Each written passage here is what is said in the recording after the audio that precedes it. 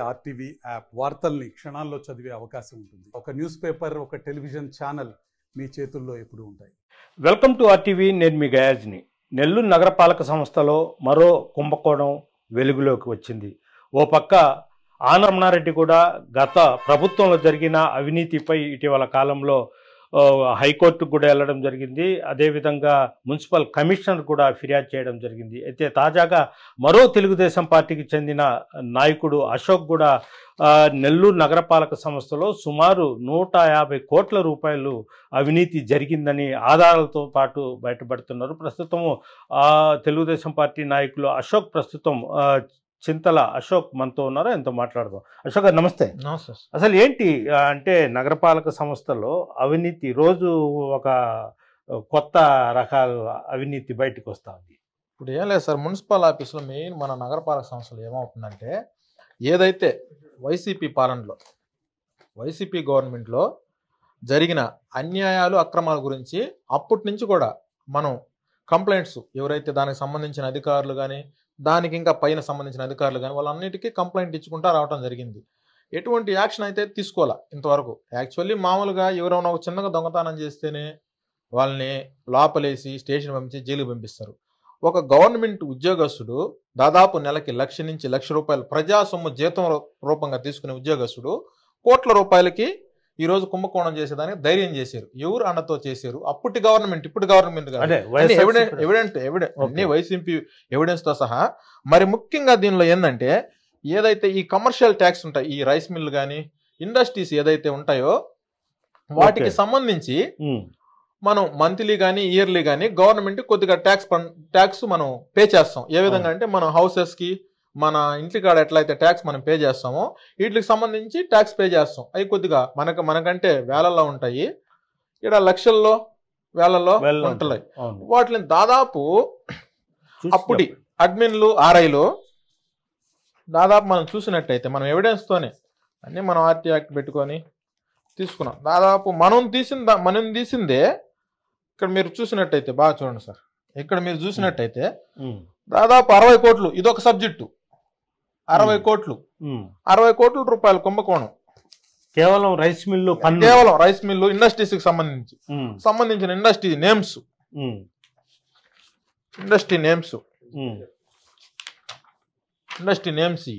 ఇదొకటి. ఇవి industry names. వీటిని ఎట్లా చేస్తారంటే, వీటిని అసైన్మెంట్ నెంబర్లు అని అంటారు. ఇప్పుడు మనం గవర్నమెంట్ కి నేను 2 లక్షలు కట్టాలి, మీరు నాకు 2 లక్షలు గవర్నమెంట్ కట్టకుండా ఎవరైతే సంబంధించిన అడ్మిన్ ఆర్ఐ ఇంకా పైన సూపర్నెంట్లు వీళ్ళు ఎవరైతే ఉంటారో వాళ్ళు ఇంత భాగాలు వేసుకొని మీరు 1,00,000 రూపాయలు గవర్నమెంట్ కట్టాల్సిన అవసరం లేదు, 50,000 మాకిండి, మేము దాన్ని మేము మాఫీ చేసేస్తాం. మరి పైపెచ్చి ఏంటంటే, గవర్నమెంట్ ఒక 4-5 సంవత్సరాల గవర్నమెంట్ ఈ ఇండస్ట్రీస్ కప్పున్నట్టు. ఎంత హాస్యాస్పదంగా ఉందో చూడండి. గవర్నమెంట్ కి మనం ఇప్పుడు అంతా ఆన్లైన్ కదా సార్. ఆన్లైన్ కూడా ఒక వ్యవస్థలో ఎవరైనా కూడా కొద్ది రోజులు చేంజ్ అయిపోద్ది, అసెస్మెంట్ నెంబర్ చేంజ్ అయిపోతుంది సార్. ఒక వ్యవస్థలో ఎవరైనా కొద్ది రోజులు పనిచేస్తే ఆ లూప్ లైన్లు కనుక్కుంటారు. ఆ లూప్ లైన్లు కనుక్కొని అవి ప్రజలకు తెలియవు, నాయకులకు తెలియవు. ఆ లూప్ లైన్లు ఇది కాదు సార్. ఇప్పుడు ఏదన్నా ఒక అధికారికి మనం చెప్తే అధికారి చెప్పిందే మనం వింటాం గానీ మనం చెప్పింది అధికారికి ఎందుకంటే నిత్యం ఉదయం లేచినప్పుడు సాయంత్రం దాకా దానిలోనే ఉంటాడు కాబట్టి ఆయన. సో ఈ విధంగా మేనేజ్ చేసి ఈ విధంగా నెంబర్స్ మారుస్తారు వాళ్ళు. ఈ నెంబర్స్ మార్చి గవర్నమెంట్ వాళ్ళకి అప్పున్నట్టు చూపించేసి మనం తీసిన వరకే 60 నుంచి 90 కోట్ల కుంభకోణం. ఇంకా పైపెచ్చి ఇంకా ఉంది. కేవలం రైస్ మిల్లుకు సంబంధించి, కేవలం ఇండస్ట్రీస్ కి సంబంధించి, ఈ రైస్ మిల్లు ఫ్యాక్టరీస్ ఇట్లాంటి వాటికి సంబంధించి దీనిలో ముఖ్య పాత్ర పెట్టింది ఆర్ఐలు అడ్మిన్లు. అంటే నీకు ఫీల్డ్ వర్క్ వాళ్ళు వెళ్తారన్నమాట. వాళ్ళు ఎత్తుకొని పైన వాళ్ళకి అసలు మనం చెప్పకూడదు, ఒక అధికారి, పెద్ద స్థాయి అధికారి మున్సిపల్ ఇట్లాగ మనం కంప్లైంట్ పెట్టినప్పుడు డైరెక్ట్ గా నా కాడికి వచ్చి నా కారు కాడికి మనం చెప్పకూడదు. మరి పెట్టుకొని మీకు ఏంది మనం ప్రజాసొమ్ములు. ఇప్పుడు ఎవరైనా సార్, మనం ఏ రూపాయి ఏ ముఖ్యమంత్రి అయినా ప్రధానమంత్రి అయినా మనం కట్టే పన్ను ద్వారా ఈ జీతాలు కానీ ఈ మన దేశం ముందుకు పోవటం కానీ మన రాష్ట్రం ముందుకు పోవటం కానీ ఇవన్నీ జరుగుతున్నాయి. సో మనల్ని మోసం చేస్తున్నారు, ప్లస్ గవర్నమెంట్ ని మోసం చేస్తున్నారు. వీళ్ళ మీద చర్యలు ఎందుకు తీసుకోలేదు? ఇప్పుడు మనం కష్టపడి ఎన్నో త్యాగాల ద్వారా మన గవర్నమెంట్ వచ్చింది, ప్రజా గవర్నమెంట్ వచ్చింది. ఇప్పుడు కూడా ఇట్లాంటి వాళ్ళకి మనం అడ్డు కట్టేయాలి కదా అనేది మా బాధ. సీఎం స్థాయిలో సీఎం గారు ఏమో రోజుకి 18 గంటలు పనిచేస్తున్నారు. నారాయణ సారు ఇతర దేశాలు తిరిగి ఆయన ఒక 18 గంటలు పని చేస్తున్నారు. వాళ్ళేమో రాష్ట్రాన్ని బాగుపరచాలని ఆ విధంగా కష్టపడుతుంటే 75 సంవత్సరాల వయసులో వీళ్ళు చూస్తే కోట్లాది కోట్ల రూపాయలు ప్రజల సొమ్ము తినేసి ఏమిస్తున్నారు మెసేజ్ అనేది మా ఆవేదన. అంటే ఒక పక్క చంద్రబాబు నాయుడు, ఈ నారా లోకేష్, అదేవిధంగా వీళ్ళంతా కష్టపడుతున్నా ఇక్కడ మాత్రం ఇక్కడ సుఖం లేదు కదా సార్. పంది కుక్కల మాదిరిగా ఇప్పుడు తండ్రి కష్టపడి సంపాదిస్తుంటే ఇళ్లలో వాళ్ళు సంపాదించకుండా పోయి సంపాదించిన పంది కుక్కల్లాగా తింటున్నారు. అసలు సిగ్గు శరం ఉంటే ఎవరైతే ఈ తప్పు చేసిన అధికారులకి నేను చెప్పేది, సిగ్గు శరం ఉండి వాళ్ళు కనీసం మనుషులై ఉంటే ఈ విధంగా చేయటం ఎంతవరకు కరెక్ట్? ఇటు ప్రజల్ని మోసం చేస్తున్నారు, ఇటు గవర్నమెంట్ ని మోసం చేస్తున్నారు. ఖచ్చితంగా వీళ్ళందరి మీద కేసులు కట్టి జైలుకి పంపించాలి సార్. దానిలో ఎటువంటి డౌట్ లే, ఖచ్చితంగా కేసులు కట్టి జైలుకి పంపించాలి వీళ్ళని. అంటే మీరు ఈ విషయం కమిషనర్ చాలా సార్లు సార్, చాలా సార్లు కలిసాం కమిషనర్, ఒకసారి కాదు చాలా సార్లు కలిసాము. మనం పెట్టిన తర్వాత నారాయణ సార్ కూడా ఇదిగో చూడండి సార్, మీరు నారాయణ సార్ కూడా కంప్లైంట్ చేశారా? నారాయణ సార్ కంప్లైంట్ చేశాను.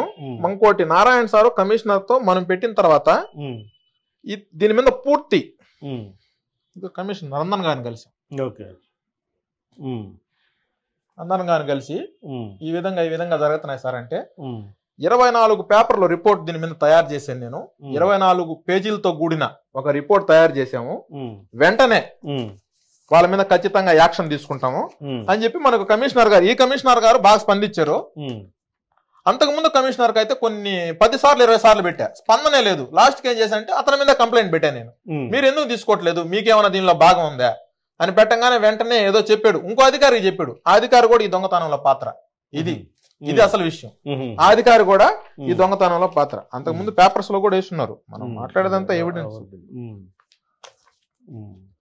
అలాగే ఈ ఉద్యోగాల పేరుతో కూడా డబ్బులు వసూలు చేశారంటారు. ఏం జరిగింది సార్?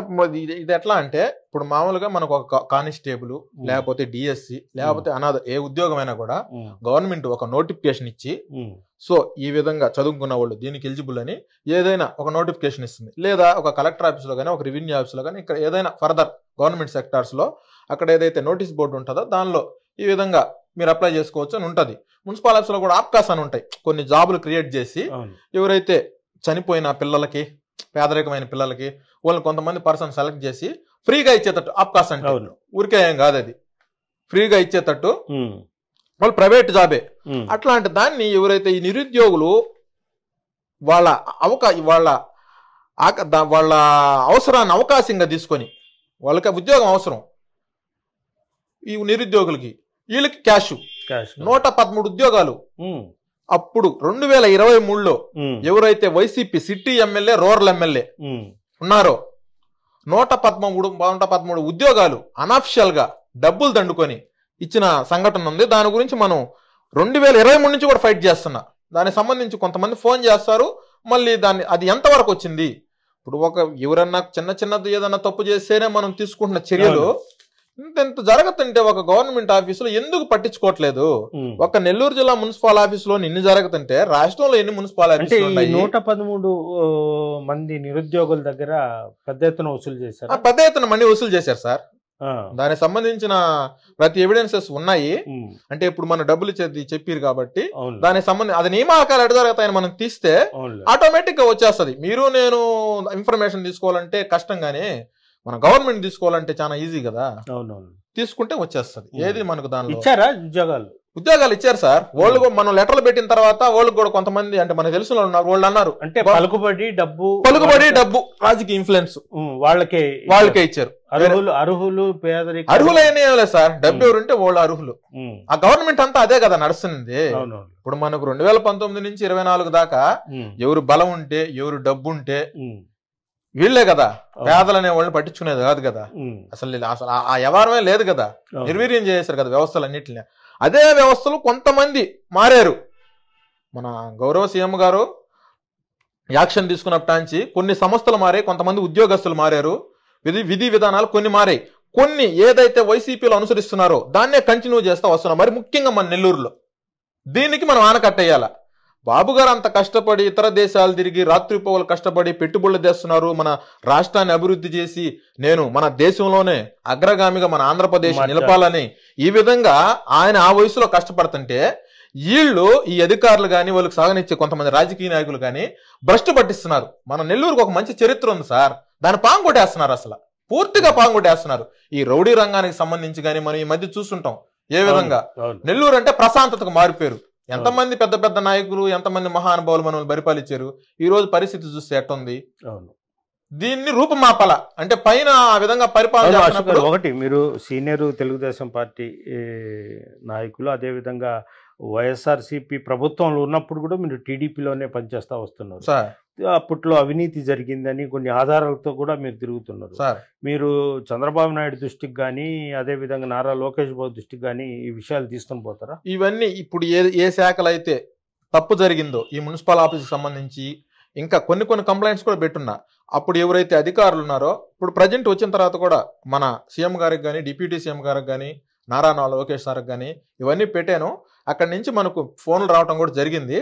మరి ఇప్పుడు అక్కడి నుంచి ఫోన్లే చేస్తారు కానీ వాళ్ళు వచ్చి చూడలేరు కదా. ఇక్కడ తీసుకోవాల్సిన బాధ్యత ఈ అధికారికి, నాయకుడికి ఉండాలా, అది ఇక్కడ విస్మరిస్తున్నారు. అంటే అది నా బాధ. ఇప్పుడు మంత్రి నారాయణ గారు దీని మీద చర్య తీసుకోవచ్చు కదా సార్. యాక్చువల్లీ మంత్రి నారాయణ గారికి తెలిసింది.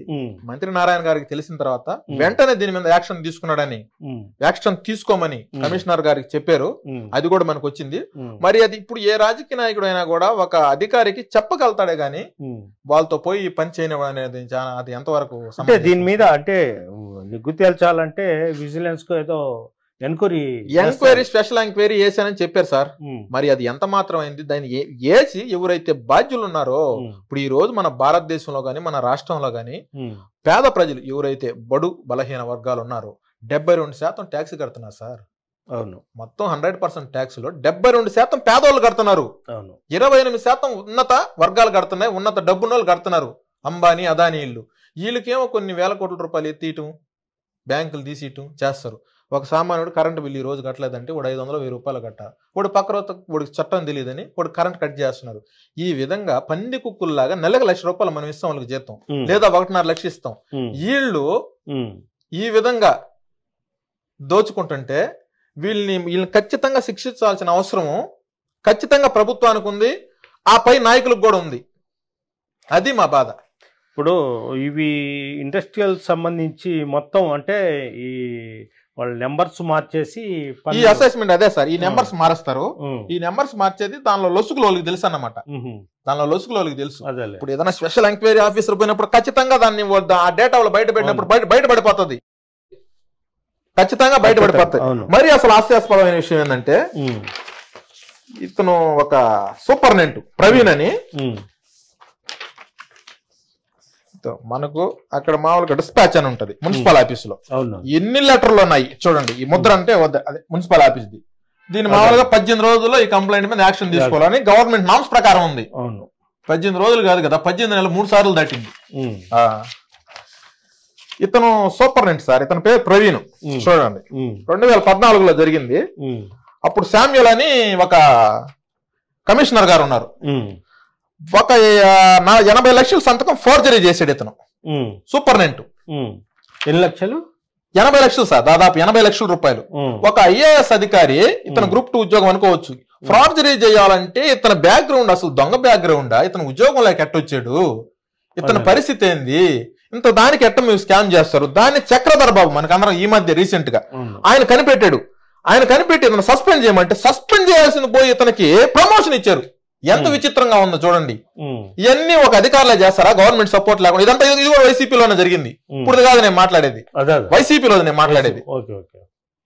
ఇది కూడా ఆ గవర్నమెంట్ లో జరిగినాయి. ఇప్పుడు దాని మీద ఎంక్వైరీ చేయించమంటారు మీరు?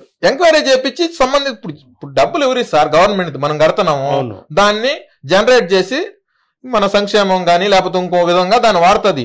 ఇట్లా ఈ విధంగా వీళ్ళే లక్షల రూపాయలు జీతాలు తీసుకుంటా, కోట్ల రూపాయలు లంచాలు తీసుకుంటుంటే మన రాష్ట్రం ఏమైపోవాలి, మన రాష్ట్ర ప్రజలు ఏమైపోవాలి అనేది మా బాధ.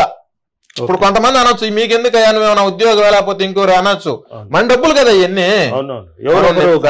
నిద్రలేసిన బ్రష్ కాడి నుంచి రేతులకి చాలా ఒకటి దాకా ప్రతి రూపాయి మనమే కదా సార్ కట్టేది.